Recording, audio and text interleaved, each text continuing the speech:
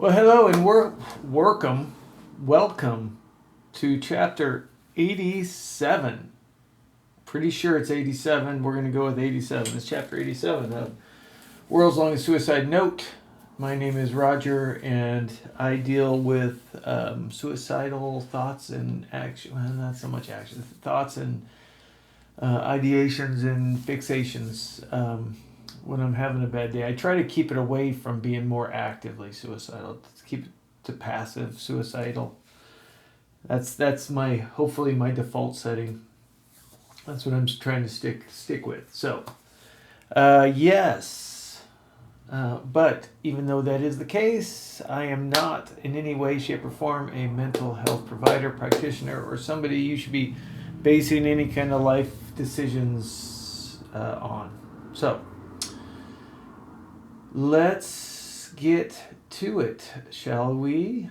So doing something different. This is paper. Just as you can see, it's a piece. I did a on my Procreate. I did a drawing of Cousin Eddie, and I'm gonna do what? My phone's talking to me. I have no idea what she was saying. Anyway, where was I before she interrupted me? So let me explain. Before did a lot of painting. I've done a ton of painting, but I've also done different kinds of art before. One of things I used to do is think about getting into silk screen, and so basically that's a way of putting layers of color to create a unified design. And so you'll have a screen with different areas where the ink would go through, and the other areas were blocked off, and so you would layer on colors and make a design. Now, that silkscreen process is sometimes, it takes a lot of like infrastructure. You got to have the silkscreen machine, you have to have the screens, you have to have, the ability to make, and mask those off. And honestly, that could take some doing, you have to have that infrastructure. Another way that I like to do that is via stencil and spray paint. And I have another painting over there that I did in similar fashion. Basically, what you can do is do a series of the same exact paintings. I'm going to do 3 of these, and the backgrounds are going to look different, but the actual design will be the same. And so I'll make layers of stencils, each one having a different color. This is going to be the lines, so I'm cutting out the lines, and this will be the dark, the black. And then once I get this all cut out, I will use this then I will spray paint another piece of paper, and I like to use either heavy mixed media paper, 100-pound, or watercolor paper for the stencil, because it absorbs the paint when you start spray painting. It doesn't get all and then you have to try to flatten it out. I mean, there are some that starts to stick up, and when I spray paint it, I got to, weight that down, put something on there. I have some little piece of metal that that are heavy enough to hold it down, and then I can spray paint. But the whole idea is kind of like a silk screen process, but with spray paint, because a lot of times you don't have access to the whole silk screen situation. So anyway, and this is just, like I say, I put the design on, then I printed it out this is 6 sheets of just printer paper. Then I cut it together and glued it to a sheet of watercolor paper, and now I'm just cutting it out.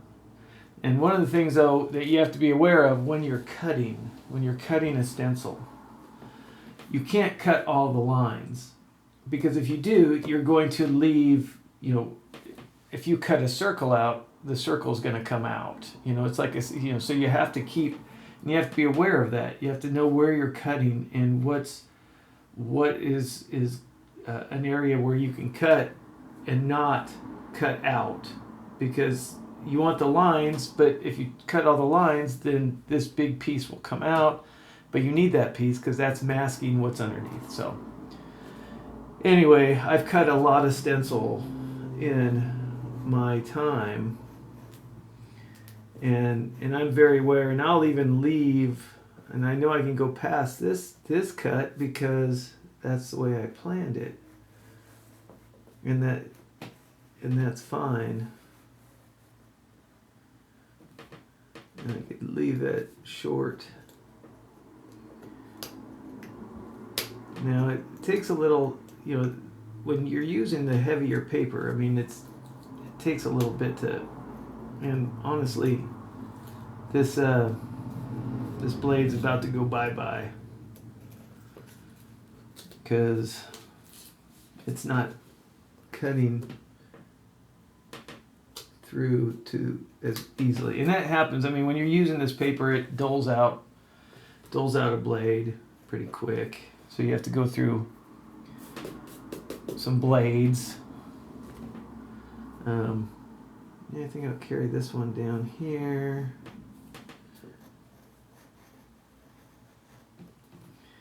And so it's just trying to work out, and then as you go through this process, you know how to layer, and I always start with the biggest kind of block.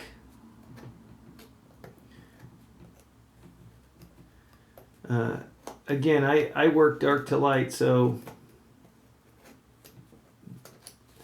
in this situation, I'll do the background first, then I'll do the big block. So this will be like skin color. The robe is white, but shades of white is gray. So this will be kind of a dark gray with a medium gray highlight, and then the white on top. So each one I do a 3-color.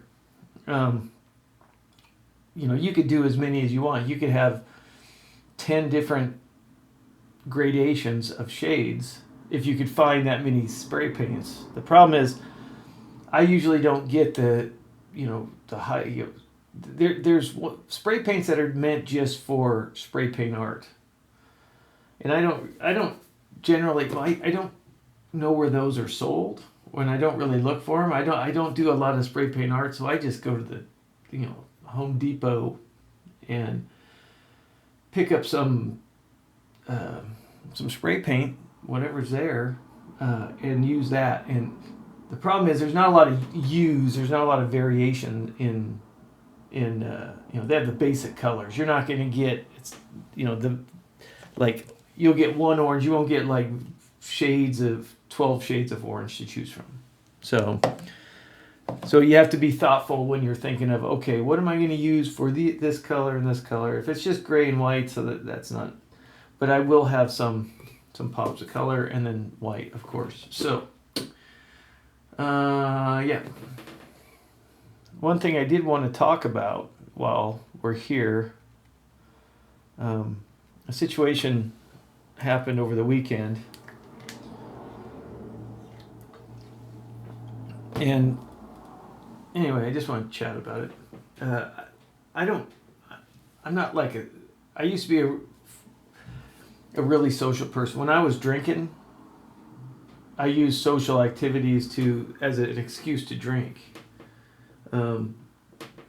So I was constantly going to parties and get-togethers. That was years ago. And since I just haven't been doing that.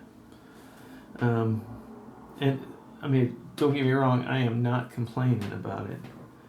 I don't want anyone to think that there's a complaint coming. But for years, that's what, it's like, oh, if I just say I want to go drink, then it means I have a problem. But if if I'm at a social place and someone offers me a drink, then that's not a problem, is it? I don't want to be rude. So yeah, so I would look for social things to do. And now I'm saying a lot. I know I'm working on it. So went to a party over the weekend that we were invited to, and it was good. There was a lot of really good people there, but all I really wanted to do is talk to people about suicide and the importance of self-care, and at the end of the day, I made it, I don't know, it's like, I get it, it's a party, people are here to have fun, and I was having a good time. It was fine, there was music playing, it was a nice outdoor situation, it wasn't too hot, there was wine, not much of a wine drinker now, or ever. But it was, and I just had this compulsion. It's like I need to talk to as many people as I can about suicide and make sure that they understand that they're not alone. And and I just, you can't. And people say, well, like read the room. It's like it's a party. Yeah, but the problem is, suicide is invisible. So how do you know? No one's going to go to a party and be like super depressed. You look for the people at the party who are just slamming on back and just like, and maybe they are the ones, but at the end of the day, it was socially awkward. You have a guy who's just walking around talking about suicide. And I wasn't talking about mine, obviously. I wasn't saying, oh, I'm suicidal or anything. I was saying that, telling people my story and talk. I kind of lead with that now because I want there to be an understanding that that it's okay, and that a lot of people have those issues. And so, but I guess it's kind of becoming a thing in my life where I feel like I need to talk about it. And I feel kind of people need to listen to it, or people need to understand that there's somebody, that they could also talk about it. Because that's the whole point.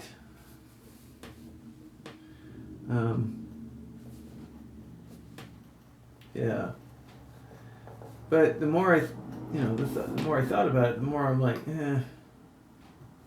maybe this is gonna be a problem. I don't know. I feel like, and it was kind of weird. I just afterwards I'm like, I guess I am kind of strange. All those people, and I think also is I didn't know them. And they didn't know me. And one thing I want people to know about me is that if they deal with really dark things, that they have an ally, that they have someone that they could talk to. And the only way I'm going to get them to tell them that is to actually tell them that. And if it's at a party, well, it's at a party, Yeah. So, but it's just gotten to a place where now that's I guess who I am. I'm the guy that walks around at a party and talks about suicide. And don't get me wrong, I wasn't ostracized. I wasn't shunned. People, for the most part, are pretty understanding and, will think it's important to talk about. I just think we never talk about it, and if I'm going to shy away from talking about it at a party with strangers, I'm part of that problem. I'm part of that the whole momentum to shut your mouth and never talk about it. No, and I can't do that. So I guess now I'm the guy who's going to show up at a party and talk about suicide. And that's just going to have to be who I am. So, yeah. But I mean, it does kind of take a toll, because you're like, why can't I just be normal? I mean, I'm not saying normal's good. I'm not saying that. And I know, because I heard everybody as soon as I said that. It's like, normal's overrated. And I agree. I 100% agree with you to say that, But normal, just for a little bit, not to feel the way. I mean, I don't want to be normal forever, but for like a half hour, for an evening party, a beautiful outside party. Yeah, I mean, not to, but it is who I am. So if it's awkward I am, then I is awkward. So anyway, I really want to get to a place where it's not weird if someone talks about suicide at a party. It's not weird if someone talks about suicide at coffee with friends or family, or wherever. I don't think it's weird to talk about suicide in church. I don't think it's weird to talk about suicide at work, in at the lake, wherever. We have to make it not weird to talk about. It has to be just something that because as soon as we're all authorized to talk about it, and it's acceptable in all areas, well then we're all better off, because we could talk about how we feel, our thoughts and feelings, and be validated and seen and heard for that. Even the bad stuff we go through. So anyway, I know it's important to talk about. I'm gonna keep doing it. I'm just saying this because I'm compelled to do it anyway. So I'm gonna keep doing it. And apologies. I mean, my wife gets it now. She doesn't bother her, which I'm thankful for. But at the same time, it bothers. I mean, it doesn't bother me, but it's like, anyway. I could beat that dead horse a lot, but that would be mean of me. So, all right, I'm gonna let you go. Have a great day. Don't run with Sharpies. That's not a Sharpie. That's an X-Acto. Yeah, but it's sharp. Not as sharp as I'd need it, so I'm gonna switch it out. But anyway, have a great day. Keep fighting. We'll see you on the next one.